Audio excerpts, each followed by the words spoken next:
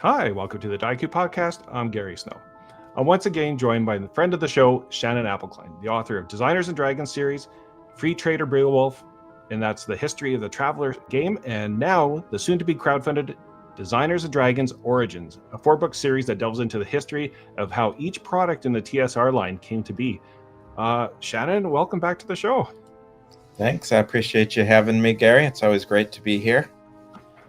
Well, I know we always do our year-end review, and I know you've been kind of hinting at this, that you've been working on it, but I have to say, when I saw it hit my inbox that Origins was coming out, and I thought, well, that's way faster than I thought it would be, so you've been working really hard at this.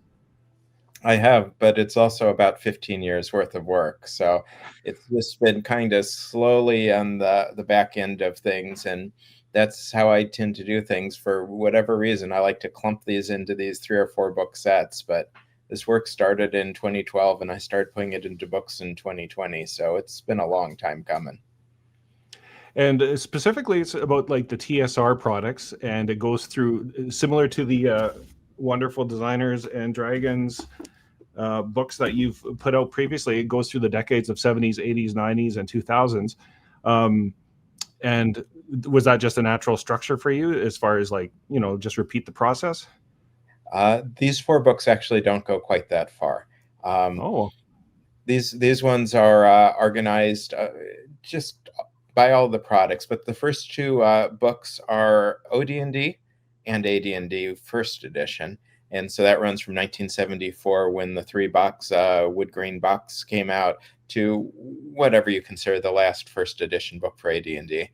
And then the 3rd and 4th books are all about Basic D&D and Mystara, the setting that they were in. So we start there in 1977 with the J. Eric Holmes version of Basic D&D, and we go up through the death of the Basic D&D line in the early 90s, and then jump over to when Mystara was briefly an AD&D 2nd edition product line. So we stop around 88 or 93, depending on what you count. And there's the possibility for many, many more books down the line. I've actually been working on some 2nd edition books, which would be another 6 books, but they're years in the future. Well, it's good to know that it's kind of broken out that way. And I'm a big fan of the BECMI series myself, and so I'm like really excited to kind of read about how that was created.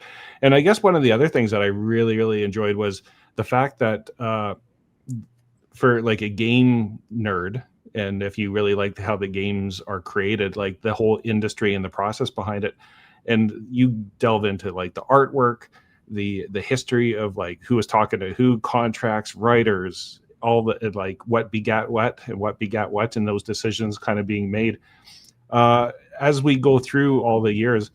Was there any kind of big surprises that came out at you, as far as like, oh, I had no idea about this?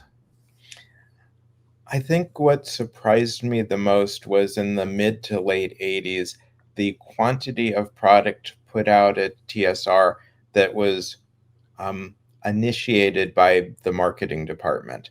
They would come up with a title, they would announce it to distributors, and then they would hand it off to the design department and say, here's the title, we need this adventure now. Or they would get the cover art done. Probably that was within the design department, and that would be handed off to a designer and say, okay, here's the art for the cover, we needed an adventure based on this. I think the latter was more common when they had freelancers working on the lines more. But the fact that as we get toward the end of the 80s, that the products weren't based on a inciting design idea or setting idea from a designer, but instead we thought this title was cool. And I probably, like, I'm making an assumption, and maybe I'm wrong on this. In the early days of like the product lines, it was probably a bit chaotic because it was like almost a brand new industry and they didn't really know what they were doing.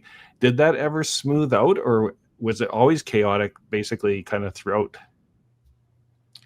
I think one of the greatest challenges that we've always seen in role-playing companies is that they're full of bright, creative, excited people who more often than not don't have the least idea about how business works. And so that's kind of made the vast majority of role-playing companies ever very chaotic. For TSR, you get in there in the 70s, and as you say, it's a bright new industry. No one knows what they're doing. They don't even think they're going to be producing adventures at first. They don't think they're going to be producing settings. They put some rule books out, and they figure when they're done with the rule books, they're done. And then they start doing some of these other things. And that's just due to the, innate innovation that was in the industry at the time. I mean, the first adventures TSR put out as standalone adventures, at least, these were ones that were, hey, we ran this as a tournament because we had this great call for tournaments at conventions. And so we immediately published the book as well, because it behooved us to have a really set script so that we could run the tournaments accurately. But you just go again and again in those early days, and all the way up to 1987, when they come out with their first major setting lines, which were one for Forgotten Realms and the Gazetteers for the Known World. They're constantly spinning out these new ideas, and some don't work, like the monster card sets that they came out with. These were, cards, individual cards that have a very nice full color picture of a monster on the front. First time most of these had been pictured in full color, and stats on the back. I mean, great idea. A lot of companies like Paizo are still doing that type of thing now. TSR did it in, I think it was 1982, and then moved on to the next thing. So on the one hand, you have that constant chaos of what's the next new idea we put out. And the other hand, there's constant business chaos throughout, as I think Ben Riggs and John Peterson have written about a lot more than I, and Game Wizards and Slaying the Dragon in particular. But, you have layoffs throughout the early 80s. You have a lot of infighting at the company itself because of things that the suits are doing that the design staff don't necessarily like, company cars, buying out businesses of relatives, that type of thing. And then Gary Gygax is forced out in 1985. It's just constant chaos and change. I don't talk about as much of that part in this book, since it's not these books, since they're not business histories, they're product histories. And like I said, Ben and John have already covered that really well in their full-size books on those. But obviously, it comes out in the products too. And it is discussed some, like in all the products that came out in 1985 with Gary Gygax's name on it, because the company was going under and they really needed big sellers. So Unearthed Arcana, Oriental Adventures, Temple of Elemental Evil all came out with his name on it, even though of them only Unearthed Arcana was really largely his work. Maybe Temple was too, but there was a lot of revision and expansion done on it. And I'm also curious about like the artists involved, because you do mention like who the artists were and a little bit of that. How much does that play into like the overall texture of the book, of like who did what art and how that influenced other artists and products? Yeah, I think I came to know the art of the early D&D books better than I ever have through this. And that is, it's because one of the things I did is I wrote these product histories originally for D&D Classics online site, spinoff of DriveThruRPG at the time. And they were a lot more disorganized. I just looked at each product and said, what are the biggest things that I should talk about here? And when I compiled them into books, I said, well, I talked about all these things. I should clearly organize them into categories, and then I should go back and I should look and I should see, did I miss some of these categories for some of these books where I should have talked about them? And one of those was art. I talked about cover art on some of the original histories that I wrote, but when I came back and revised and regularized them, I looked a lot more through and said, is there anything important to say on the art of this book? And so I came up with products like The Lost City, which had one of the earliest depictions on a cover of a person of color who is, just a member of their adventuring party, very nonchalantly shown. He looks like a merchant or something to me. But things like that jump out more when you really examine them. And there is some of that. And I talk about the artists too. Probably not in as much depth as I'd like to at some point, but Arrow Lotus definitely gets a lot of attention. And you hear some of the others. Dave Sutherland, I know I give a lot of attention for his mapping work more than his cover artistry. He did the original Monster Manual. He did the Dungeon Master's Guide, the famous picture of the of Freet fighting the adventures. but he also did some of the first isometric maps for D&D that were just wholly innovative. Ravenloft, I think, was one of his. And was there any particular products that you had trouble tracking down the history, like in finding old archives or speaking to people that might have some firsthand knowledge? Yeah. Especially as you get later and later, the history lapses off more and more, and you have to look more at how does this interact with the overall ecosystem. And so something like Tomb of Horrors or the Giant Adventures or the Descent Adventures, Gary Gygax said a lot about all of those, and they were all there. David Zeb Cook has talked a lot about some of the early very sword and sorcery stuff that he did. But you get up to, like the Magister, which was a book of spells that Ed Greenwood did for Forgotten Realms. There's much less individually on that. And so I'd often go and ask when I had the products that there weren't really history on, and some I got great details on. I know I was talking about one of the early Creature Crucibles with the author, and he said, "Let me go find my contract."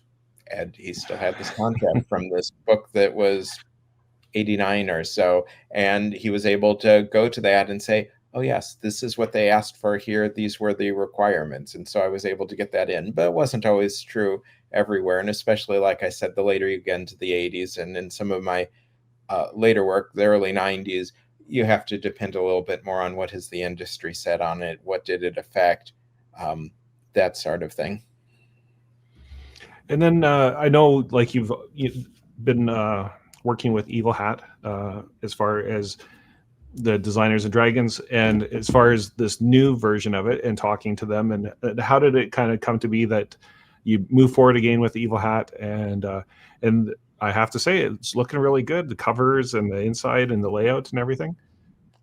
Evil Hat was my absolute first choice. I was thrilled with how they did the second edition of Designers and Dragons. If nothing else, I want it to do them for Fred Hicks' just vastly superior art direction skills. By that, I mean, you look at the original covers, and they are 4 covers that each show 2 adventures and a monstrous thing. The one you just held up there, it's a dragon. But he carried the same theme across all 4 books and made them all look, different and yet clearly matched. And also the first one is kind of a reference to some of the original Basic D&D sets. And so that type of art direction, I was just like, wow, definitely want that again. But their editorial is also really superior. They did full proofreading and copy editing and editing on those books. And, no matter how much I write and how many words I put out, that's going to improve it every time. This new book has designs by Chris Viana, who did the layout for it. And I think they're just gorgeous with, the way she arranged everything there. The spine, when you can actually see it, it's got like all of the different 2-dimensional representations of all of the polyhedrons. So if anything, I think my expectations were not just exceeded, but vastly exceeded on this new one, because it's also a full color book, which the other ones weren't. So we get to present the covers we're talking about in full color, and there's actually some, nice use of just light different colors for headers and other things like that. So Evil Hat was my first choice. We signed a new contract when we did this that was kind of an addendum to our original Designers and Dragons.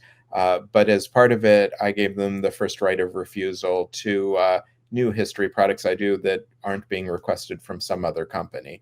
And so if anything, this has helped us deepen that relationship. So I'm hoping it's another very successful crowdfunding that makes us both very happy and want to continue this in the future. Well, I'm just flipping through the table contents, and like you said, like I really like the layout and the design and the color, and I mean, just that shows you how advanced we've gotten as far as publishing goes in today's world. That this table stakes now is to kind of have this kind of nice, I don't want to call it glossy, but it's just clean design. And as I flip through that, I don't know if people can see all the little words. But one of the things that jumped out at me was the way you broke the sections out in the blue, where it's like, little sections like the book, the cover, and that kind of thing. I really like that because each product is so unique, and you have to kind of pick a way to kind of categorize it. And so as a design choice, I thought it was really good, but they're all different based upon the product, right? Yeah, I mean, these category sections for that, they're normalized. I made sure that if I talk about a book here and a book somewhere else, it's always going to be called the book. But I think I have maybe 7 or 8 or 9 or 10 different possible categories in that artwork section.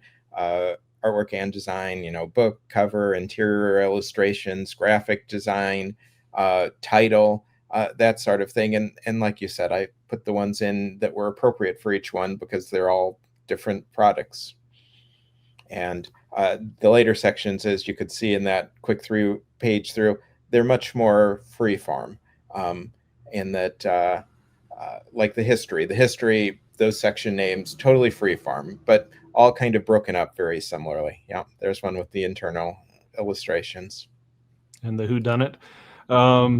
One of my favorite sections, I'm probably flipping through here too quick, but I'm assuming that the digital version, it's going to have all the hyperlinks, and you're going to be able to bounce around and just like if you're on reading a PDF, you're going to be able to bounce around and like jump between sections and interesting things that you find along the way.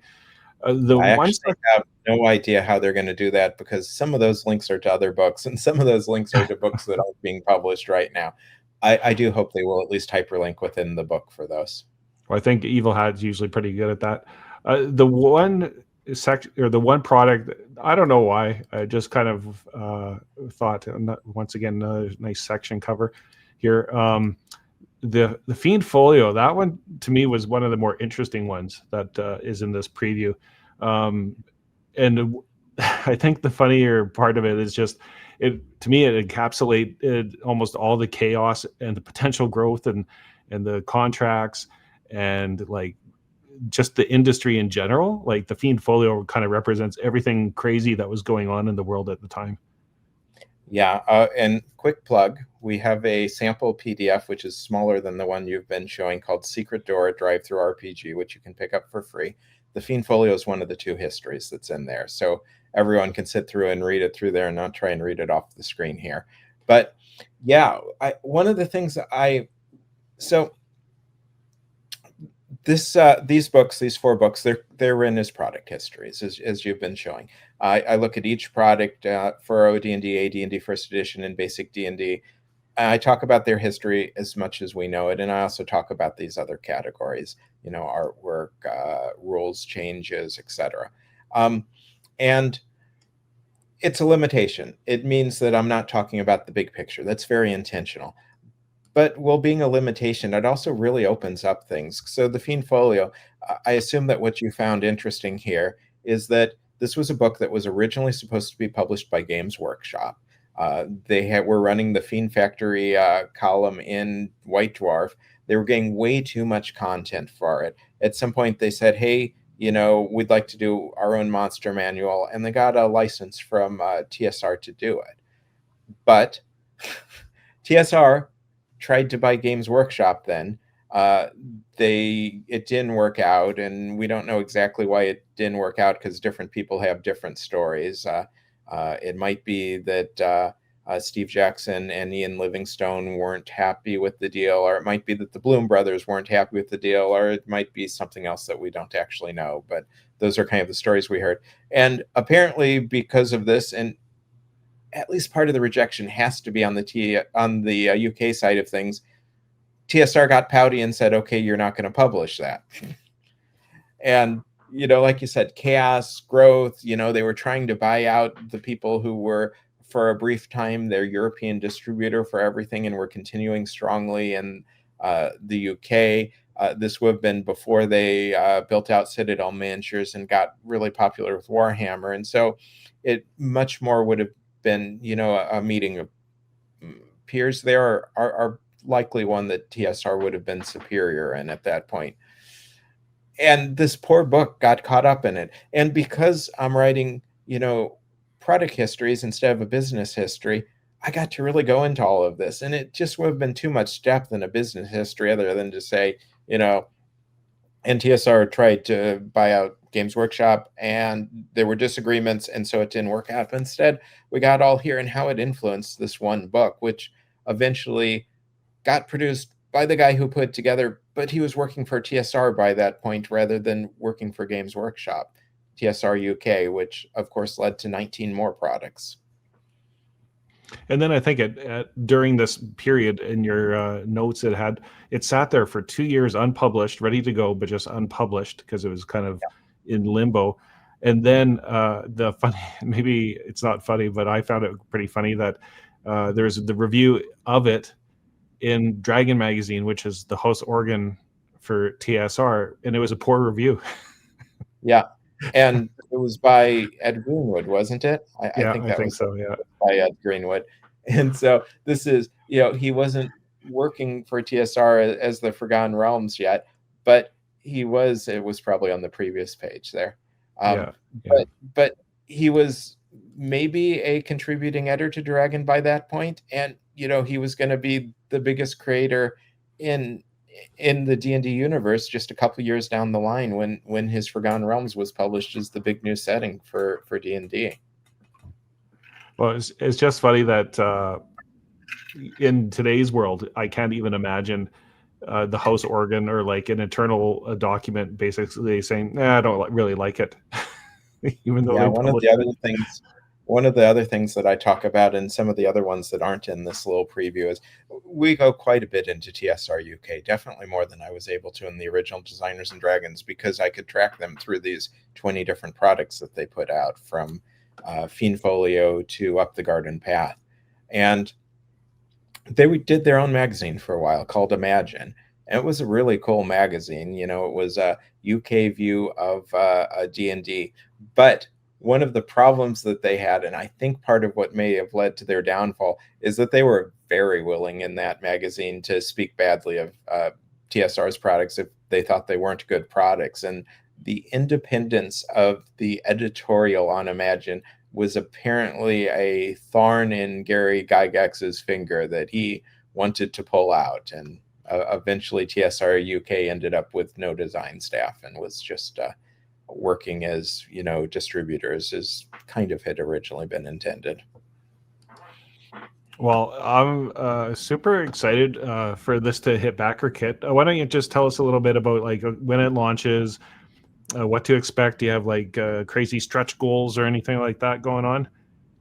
Yeah, so it is launching on the 20th, I believe. It's a week and a half from when we are taping, which is all I have in my head. We don't have crazy stretch goals because we want to get the books out, and they are 4 hefty, full color, 368 page books. I assume they're all going to be 368. That's how they intend to be, and the word count should be about right for that. I think we're going to have all of the 4 books available in print, and we're going to have them available as PDFs, and we're going to have them available as audiobooks. So it should be whatever way is your preferred reading method, you will be able to get it. And of course, they will be going out to game stores after we do the crowdfunding. I believe we expect them in print mid next year. And how do you find it as far as like, this is a big undertaking? It's like, this is a baby that you're pushing out into the world here. And when do you call it done? When did you go, okay, we're ready to go? Like, how much is driven by just the timing of the publishing windows and that kind of thing versus like you going, okay, no, I just put the final period in, we're done? Publishing books is an iterative process, and that iterative process probably goes on much, much longer than the author would like when they say, I've put my final period in. I put my final period on these 4 books, sometime early in 2024. I sent it to Evil Hat.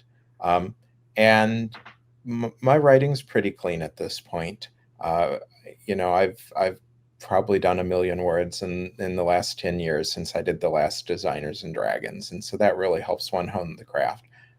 But I have seen at least half a dozen editorial returns, where I get back a draft or all of the drafts.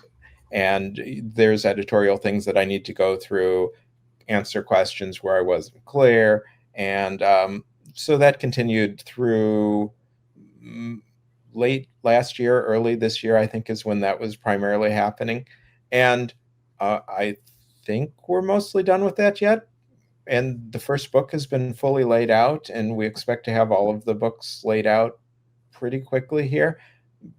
But I still need to go through the laid out drafts, because sometimes on a laid out draft, you see things that you didn't in others. When I was doing This is Free Trader Beowulf, I think I went through 7 or 8 drafts of the layout where I kept calling for slight changes, sometimes because I'd missed things, sometimes because an editorial change had introduced something that wasn't technically correct, sometimes because the layout was a little fuzzy. So I think it's never done until the book is actually sent to the printers. And even then, I will see things I would have liked to change afterward. But certainly when I send my turnover draft to a publisher, which, as I said, it was early last year for this, I kind of feel like it's done then, but I know there will be editorial responses. And I'm also continuing work on these. As I said, I'm doing the second edition books now, although they'll be a long ways off before they're done. And that's occasionally made me say, oh, I'd actually like to add a new cross-reference in an old book, which I've been able to do because I've been getting them back editorially. But that means, when I'm doing the next second edition book, I'll probably find other things that I would have loved to have cross-referenced that and missed it at the time. And you're also working on the Lost Histories. Yeah. In 2020, I moved from a full-time job to freelance writing, and I put about half of my time to technical writing to actually pay the bills. I put about half of my time to doing great fun work on role-playing histories primarily, but also a few other things. I wrote a RuneQuest book in that time frame. And I'd kind of had a pent-up desire to do this for several years since I finished Designers and Dragons. And so I had 2 major projects that I had work sitting around on that I wanted to do. And one was these Origins, which originated as product histories for D&D classics, like I said. And the other were new company histories, like the original Designers and Dragons.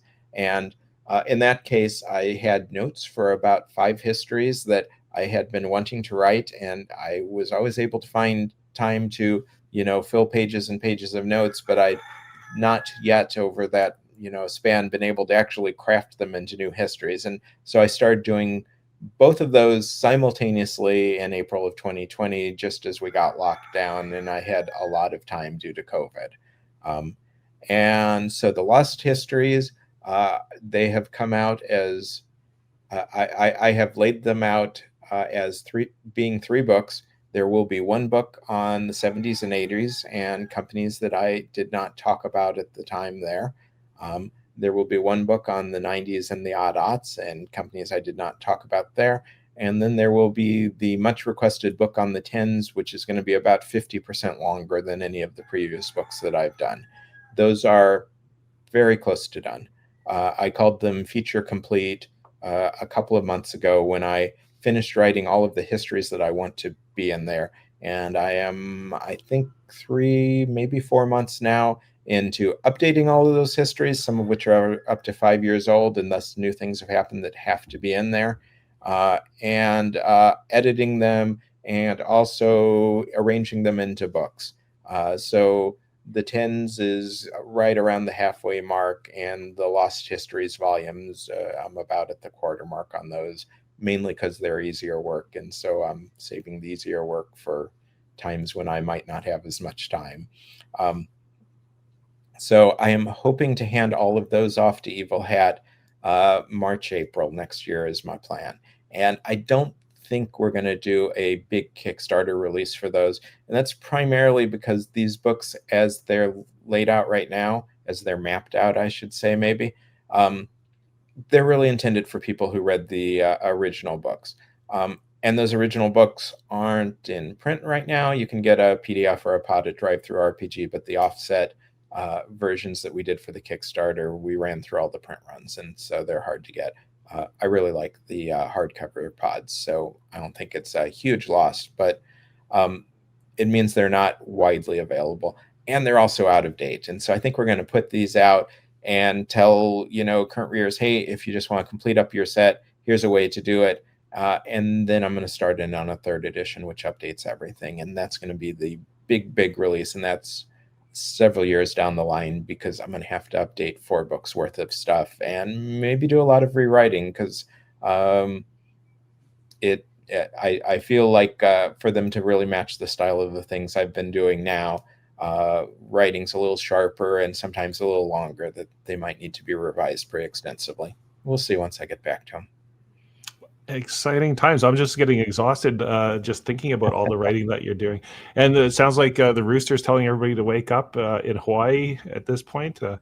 So appreciate you joining us. And I'll put the links to the Backerkit link. I'll put a link to the download of the DriveThruRPG for the sample. And October the 20th, it launches Origins, 4 books, history of everything from original D&D, advanced D&D, Holmes, and BECMI. And it's by the number of followers you have, it's going to be a blockbuster. So I'm excited to see that level of success for you. Hope so. Thank you very much. I appreciate you being here to talk about it. And yeah, we're hoping to have a good number of people so that we can say, yes, it's exciting enough to maybe do those additional volumes down the line. Great. And I hope to see you back for our year-end review. It's, as always, an interesting year in the role-playing game industry. And there's no better person to put a lens to that than yourself. So I'm excited to do that. And best of luck with the Backerkit. And we'll see you at the end of the year. Thank you. Definitely expect to see you in December.